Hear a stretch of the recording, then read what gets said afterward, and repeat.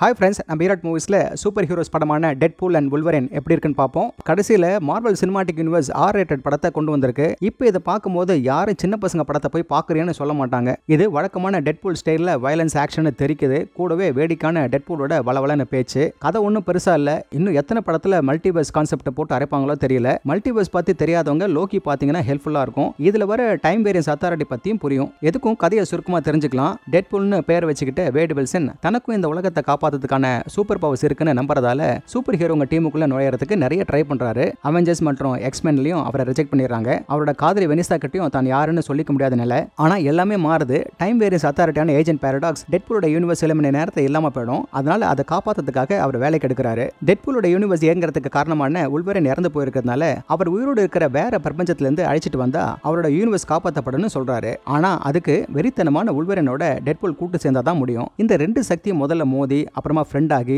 வாழ்க்கையை மாத்த போற வேலைக்காக கடைசியில் ஒன்னா சேர்றாங்க. நடுவுல நோவா கிட்ட மாட்ட நிலைமை மோசமாகுது. ஆனா டெட்பூலோட வளவலன்ற பேச்சும் வுல்வரினோட அமைதியான அப்ரோச்சுக்கும் அதே சமயம் ஷார்ப்பான ரியாக்ஷனுக்கு மத்தியில மேஜிக் நடக்குது. இதுல முக்கியமா இந்த ரெண்டு பேரும் மோதிக்கிறது, அடுத்து சேர்ந்து எதிரிகளை துவம்சம் பண்றது, போகிற போக்குல பெரிய ப்ரொடக்ஷன் ஹவுஸான 20th Century Fox ஏன் அவங்க MCU-வே கிண்டல் அடிக்கிறதுமா ஒரு சுவாரஸ்யமான ஆக்ஷன் என்டர்டைன்மெண்ட்டை கொடுத்துருக்காங்க. முழு படத்தையும் எடுத்துட்டு போறதுக்கு இந்த ரெண்டு பேர் மட்டும் போதும் போல இருக்கு. ஏன்னா மற்ற ஆர்டிஸ்டுகளுக்கு அவ்வளவு வேலையே இல்ல. சில சர்ப்ரைஸ் கேமியோக்கள் இன்ட்ரெஸ்டிங்காகவும் கவனிக்கவும் வைக்குது. இவங்களுக்கு சரியான போட்டினா வில்லி நோவா தான். ஆனா அவ கூட நடக்கிற மோதல் பரவாயில்ல இருக்கும். வேற லெவல்ல இருந்திருக்கணும். சரியான வில்லன் இல்லாததை நம்ம ஃபீல் பண்ணுவோம். வில்சனோட பேச்சு தான் அதிகமா இருக்கு. ஆனா கதைன்னு வரும்போது அவசரமா போகுது. அப்படி போகும்போது வில்லனை நல்லா எஸ்டாப்ளிஷ் பண்ணிருக்கலாம். இவங்க போராடுறதுக்கு ஒரு ஸ்ட்ராங்கான ரீசனும் கொடுத்துருக்கலாம். அதனால முதல் தடவையா கூடுதலா 30 நிமிஷங்கள் சேர்த்து இருந்தா நல்லா இருந்திருக்குமோன்னு சொல்ல வருது. அதுக்கு மேல அடிஷனலா என்ன நடக்குது, எதிர்காலத்துல இதுக்கப்புறம் என்ன வரும்ன்றத கொஞ்சம் நமக்கு புரியுற மாதிரி தொட்டிருக்கலாம். வழக்கமா மார்வல் பாணியில ஒரு டன் காமெடி லைனுங்க இதுல இருந்தாலும் நம்ம புரிதலுக்கு சிலதை தான் ரசிக்க முடியுது. இல்ல மத்ததெல்லாம் நிஜமாவே மொக்கதானா?